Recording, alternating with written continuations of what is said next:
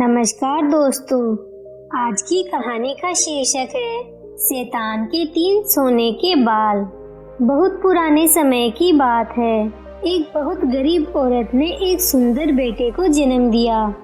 उस बच्चे के हाथ पर नीले रंग का एक बड़ा सा दाग था, जो पंडितों के अनुसार उसे भाग्यवान बना रहा था। उसके जन्म के साथ ही उस गांव के ज्ञानी ध्यानी पंडित ने भविष्यवाणी की कि यह बच्चा 14 साल की उम्र में एक राजकुमारी से विवाह करेगा और खुद राज करेगा। एक दिन ऐसा हुआ कि एक राजा शिकार खेलते हुए रास्ता भूलकर उसी गांव में आया जहां उस बालक का जन्म हुआ था। गांव वालों ने उस राजा को पहचाना नहीं, क्योंकि उन लोगों ने कभी उसे देखा ही नहीं था। गांव के एक बूढ़े ने बातों बातों में राजा को बताया कि कुछ दिनों पहले उनके गांव में एक ऐसा बच्चा पैदा हुआ है जो 14 साल की अवस्था में इस राज्य के राजा की लड़की से विवाह करेगा। राजा को यह बात सुनकर बहुत गुस्सा आया, क्योंकि कुछ दिन पहले उसके घर में एक बेटी का जन्म हुआ था। राजा वैसे भी बहुत ही घमंडी और कठोर हृदय व्यक्ति था। राजा ने सोचा कि क्यों ना मैं उस गरीब औरत को कुछ धन देकर उसका बच्चा इससे ले लूं और इसका काम तमाम कर दूं, तो न ही ये भाग्यवान बच्चा रहेगा और न ही मेरी राजकुमारी से विवाह कर पाएगा। वह गांव के उस बूढ़े से बोला, बाबा, तुम मुझे उस औरत के पास ले चलो। वह उस बच्चे को ठीक ढंग से नहीं पाल पाएगी। मैं उस बच्चे को अच्छे ढंग से पालकर बड़ा करूंगा। बूढ़ा उस राजा को उस भाग्यवान बच्चे की माँ के पास ले गया। राजा ने उससे अपना बच्चा देने की विनती की और बोला, तुम बहुत गरीब हो, इस बच्चे को कैसे पाल सकोगी? यह बच्चा मुझे दे दो, मैं इसे बहुत अच्छी तरह पालूंगा। वह गरीब औरत उसे अपना बच्चा देने से इनकार करती रही। तब राजा ने उसे बहुत सा धन दिया और बोला, इस धन से तुम अपना पेट पालना और जब ये तुम्हारा भाग्यवान बेटा बड़ा हो जाएगा तो खुद ही तुम्हारे पास आ जाएगा।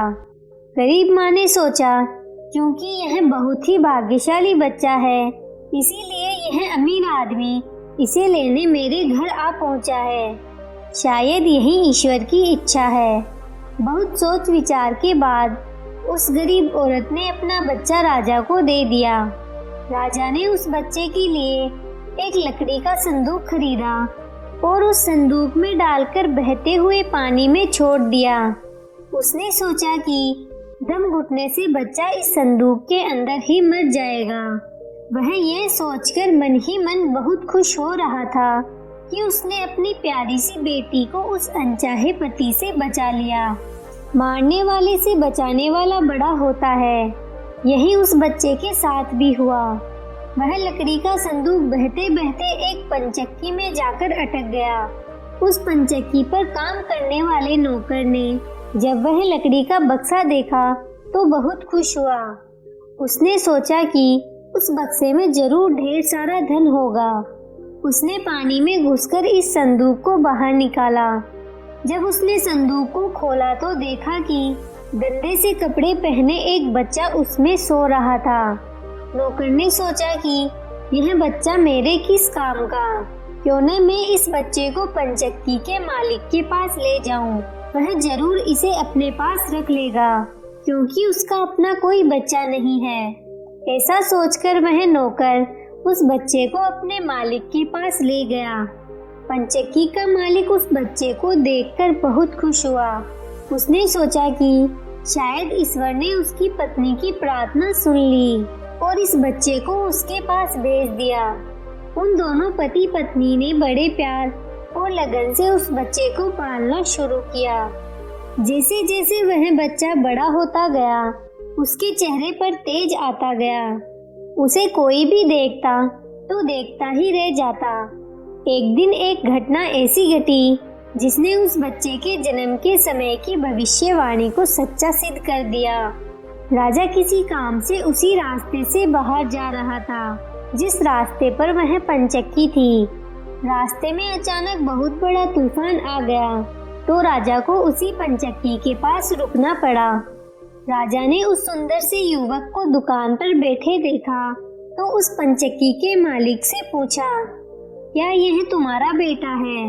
यह तो बहुत ही सुंदर है। चक्की का मालिक बोला, यह मेरा ही बेटा है, क्योंकि हमने ही इसे पाल पोस कर बड़ा किया है। आज से करीब 14 साल पहले यह बच्चा हमें एक लकड़ी के संदूक में मिला था। राजा को पुरानी बातें एकदम ताजा हो गई। उसे चक्की के मालिक की बात सुनकर बहुत आश्चर्य हुआ कि वह बच्चा, जिसे वह अब तक मरा हुआ समझ रहा था, अभी तक जिंदा है।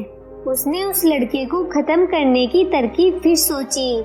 वह पंचक्की के मालिक से बोला, क्या आप इस लड़के को मेरा एक काम करने की आज्ञा दे सकते हैं?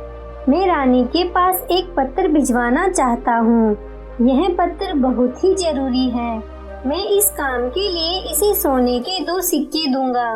लड़के ने फौरन हाँ कर दी और चक्की का मालिक भी उसे भेजने के लिए तैयार हो गया। राजा ने झट से अपनी रानी को एक पत्र लिखा। उसने लिखा, जैसे ही ये लड़का तुम्हारे पास मेरा यह पत्र लेकर पहुँचे, तुम इसे मरवा देना और महल से दूर दफना भी देना। यह सब कुछ मेरे वापस आने से पहले हो जाना चाहिए। इतना लिखने के बाद उसने मोहर बंद वह पत्र उस लड़के को दे दिया। लड़का उस पत्र को लेकर राजमहल की ओर चल दिया। वह आज तक अपने घर से कहीं बहुत दूर नहीं गया था, अतः राजमहल का रास्ता नहीं ढूंढ सका और जंगल में ही भटकने लगा। शाम ढल चुकी थी, तभी अंधेरे में उसे दूर से रोशनी आती दिखाई दी। वह दौड़कर उस रोशनी की तरफ गया तो देखा कि वहाँ पर एक छोटा सा कच्चा घर था। उस घर में कोई दरवाजा नहीं था। जब वह उस घर में घुसा तो उसने देखा कि एक बूढ़ी औरत आग जलाए बिल्कुल अकेली बैठी है। वह औरत उस लड़के को अपने सामने देखकर डर गई। उसने लड़के से पूछा, बेटा तू कहाँ से आ रहा है और तुझे कहाँ जाना है? लड़के ने जवाब दिया, मैं पास के गांव की पंचक्की से आ रहा हूँ और रानी माँ को ये खत देने जा रहा हूँ, पर मैं इस जंगल में अपना रास्ता भूल गया हूँ। रास्ता ढूंढते ढूंढते शाम हो गई। अंधेरे में मुझे यही घर दिखाई दिया, इसलिए मैं रात गुजारने के लिए यहाँ आ गया। उस बूढ़ी औरत को उस लड़के पर बहुत दया आई, क्योंकि वह डाकुओं के ठहरने की जगह थी और वह बूढ़ी औरत उन डाकुओं की नौकरानी थी। उसे डर था कि अगर डाकुओं ने उसे देख लिया तो उसे मार डालेंगे। लड़के को यह जानकर पहले तो कुछ डर लगा कि वह डाकुओं के घर में घुस गया है, पर अंधेरे में कहीं और जाना भी आसान काम नहीं था और दिन भर चलने के कारण वह बहुत थक चुका था, तो उसे बहुत जोरों की नींद आ रही थी। वह उस बुढ़िया के कहने पर घर के एक कोने में चुपचाप जमीन पर सो गया। आधी रात के बाद जब डाकू उस घर में आए तो किसी और को अपने घर में सोता देखकर अपनी नौकरानी पर बहुत गुस्सा करने लगे। बूढ़ी नौकरानी ने उन्हें सारी बात बता दी और वह चिट्ठी भी डाकुओं के सरकार के हाथ पर रख दी जो उस लड़के ने उसे दिखाई थी। राजा की मोहर देखकर उन डाकुओं को उस चिट्ठी पर कुछ शक हुआ।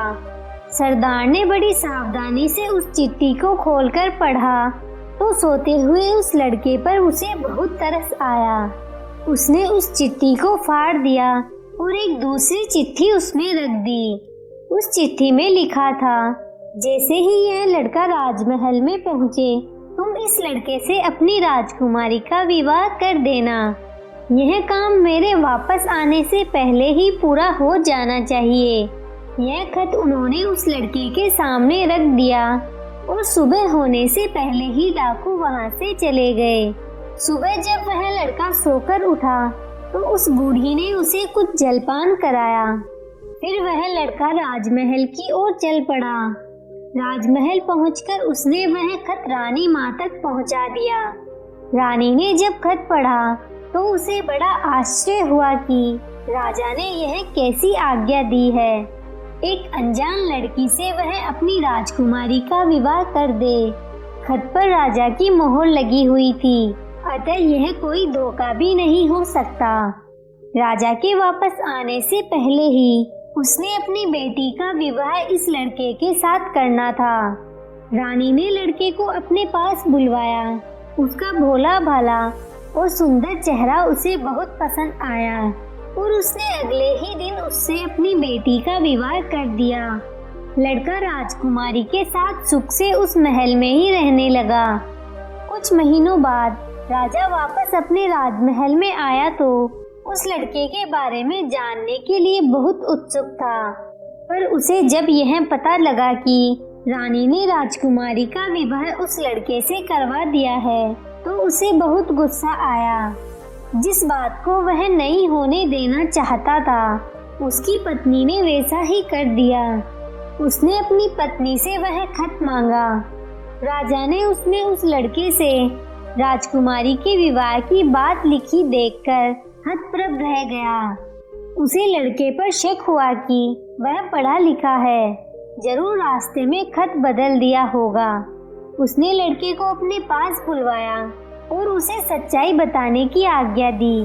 लड़का बोला, हे राजन, मुझे कुछ नहीं पता कि इस खत में आपने क्या लिखा था, क्योंकि मैं तो इसे ऐसा ही लेकर आया हूँ। हाँ, जंगल में मैंने एक पुराने घर में रात जरूर गुजारी थी, क्योंकि मैं राजमहल का रास्ता नहीं ढूंढ पाया था और जंगल में भटक गया था। राजा को उस लड़के की बात पर विश्वास नहीं हुआ। वैसे भी राजा को उस लड़के से बहुत नफरत थी। वह नहीं चाहता था कि उसकी बेटी से शादी करने के बाद वह इस राज्य का राजा बने। वह लड़के से बोला, मेरी गैर हाजिरी में रानी ने मेरी बेटी की शादी तुम कंगाल से कर दी है, पर मैं इस शादी को तब तक अपनी सहमति नहीं दूंगा जब तक तू मुझे शैतान के 3 सोने के बाल नहीं लाकर देगा। जब तू ये 3 सोने के बाल मुझे देगा तभी सही मायने में उसका पति बन पाएगा।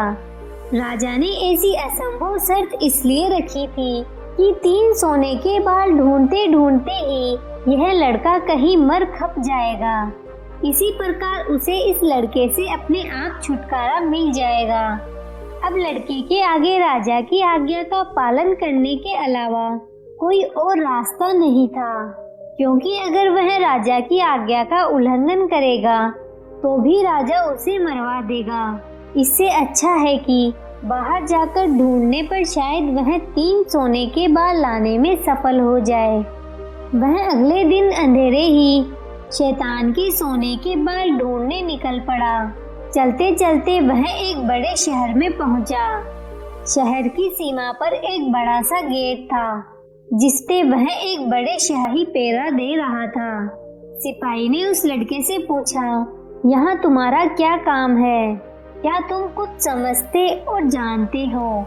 लड़का बोला, मैं सब कुछ समझता और जानता हूँ। सिपाही बोला, अगर तुम सब कुछ जानते हो तो हम पर भी एक मेहरबानी करो। हमें भी बताओ कि शहर की सीमा पर यह जो कुआं है, पहले इससे मीठा पानी निकलता था, पर अब इसमें पानी ही नहीं है, यह सूख गया है, क्यों? लड़का बोला, अभी तुम थोड़ा सब्र करो, जब मैं अपना काम खत्म करके वापस आऊंगा तो तुम्हें बताऊंगा। इतना कहकर वह गेट से निकलकर आगे गया। उसके बाद वह दूसरे शहर के बड़े से गेट के पास पहुंचा तो वहां पर भी एक हथियारबंद सिपाही पहरा दे रहा था। उस सिपाही ने भी उस लड़के से पहले वाले सिपाही जैसा सवाल पूछा तो लड़के ने उसे भी वही जवाब दिया। सिपाही बोला, अगर तुम सब कुछ समझते हो और जानते हो तो कृपा करके मुझे इतना बताओ कि इस शहर की सीमा पर जो सेब का पेड़ लगा है, उसमें पहले सोने के सेब लगते थे, पर अब यह पूरी तरह सूख गया है, अब इसमें पत्तियां भी नहीं लगती, ऐसा क्यों? लड़का बोला, थोड़ा इंतजार करो, अपना काम पूरा करके आने पर मैं इसका जवाब तुम्हें बताऊंगा। इतना कहकर वह आगे चल दिया और चलते चलते तीसरी शहर की सीमा पर पहुंचा तो वहां पर भी एक बड़ी सी नदी थी। जिसमें एक छोटी सी नाव थी और एक नाविक उस पर बैठा था। नाविक ने उससे पूछा, तुम यहाँ क्यों आए हो और यहाँ के बारे में क्या समझते जानते हो? लड़का बोला, मैं सब कुछ जानता हूँ। नाविक बोला, अगर तुम सब कुछ समझते और जानते हो तो कृपा करके मुझे बताओ कि आने जाने की इस काम से मुझे छुटकारा कैसे मिलेगा? लड़का बोला, इस सवाल का जवाब मेरे वापस आने पर तुम्हें जरूर मिलेगा, पर पहले तुम मुझे नदी पार करवाओ। नाविक ने उसे अपनी नाव पर बैठाकर दूसरे किनारे पर छोड़ दिया।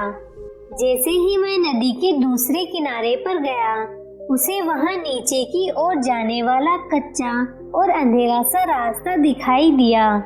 वह उसी रास्ते पर चल पड़ा।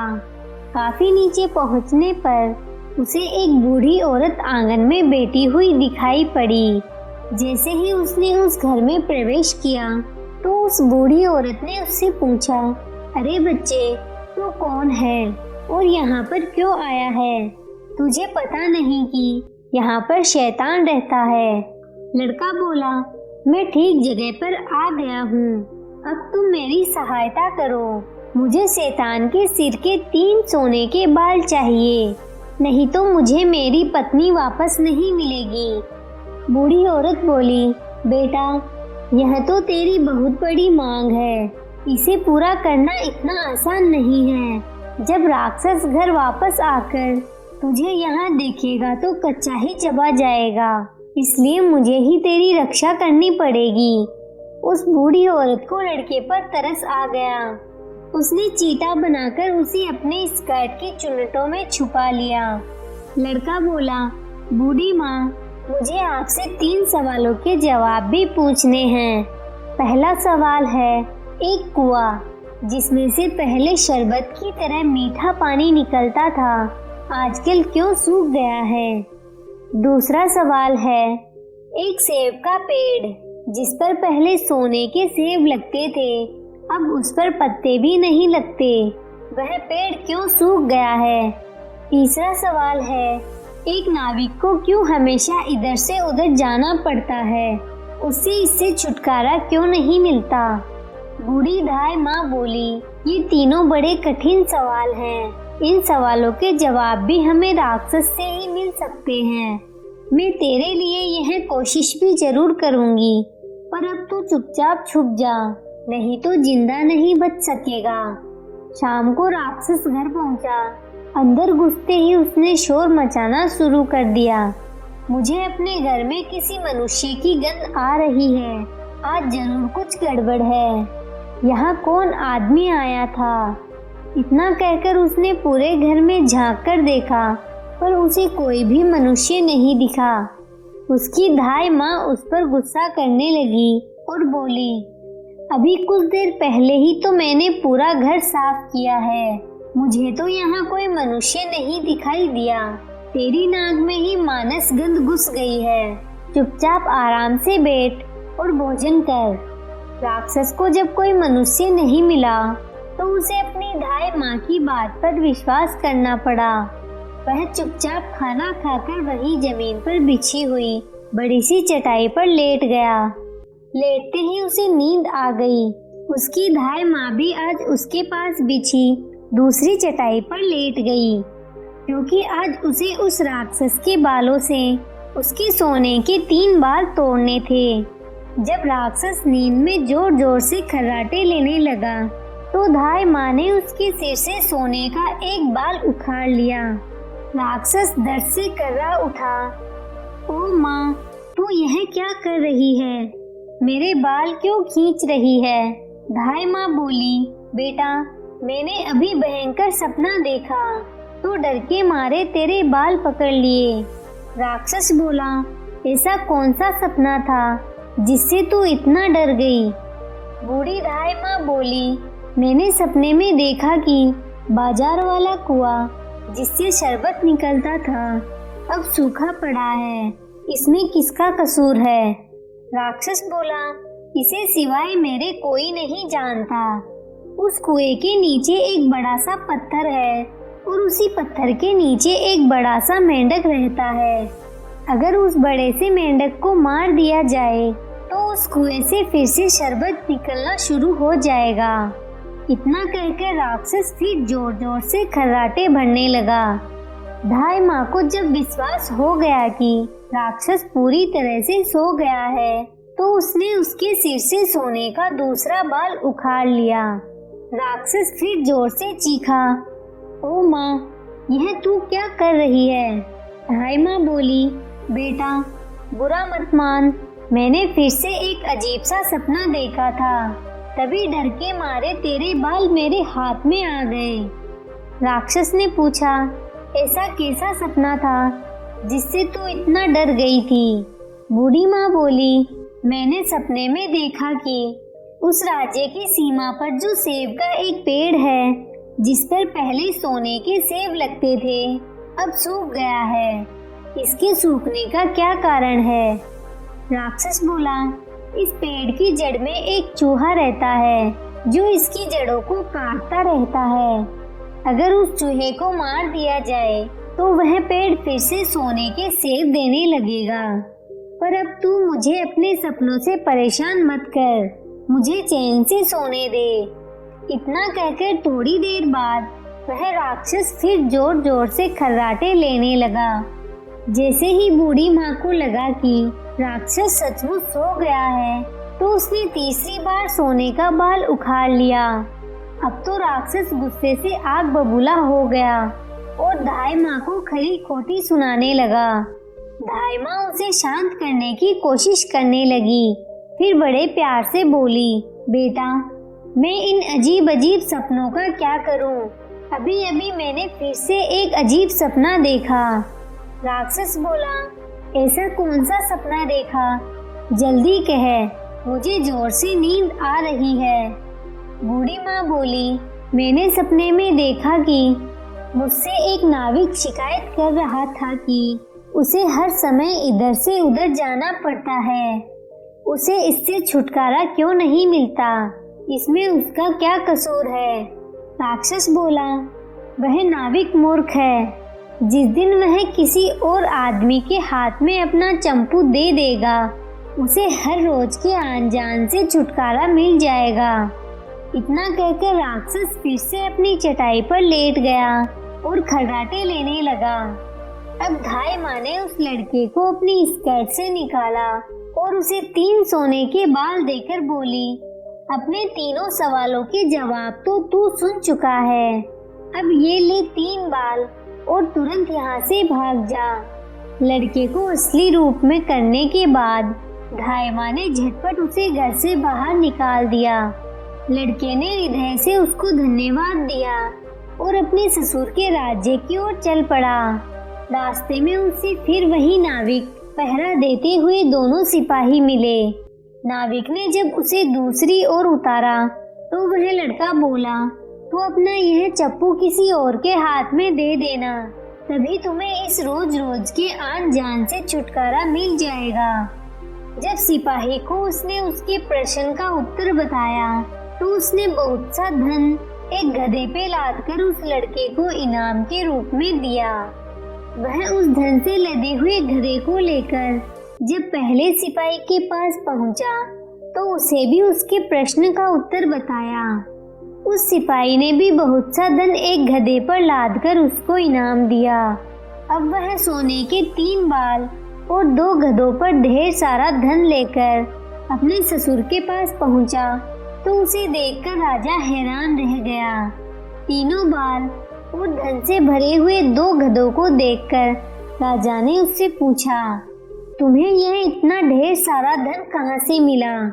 लड़का बोला, मैं नदी के उस पार गया था, वहाँ मुझे बहुत सारा धन मिला, उसमें से कुछ धन मैं अपने साथ ले आया।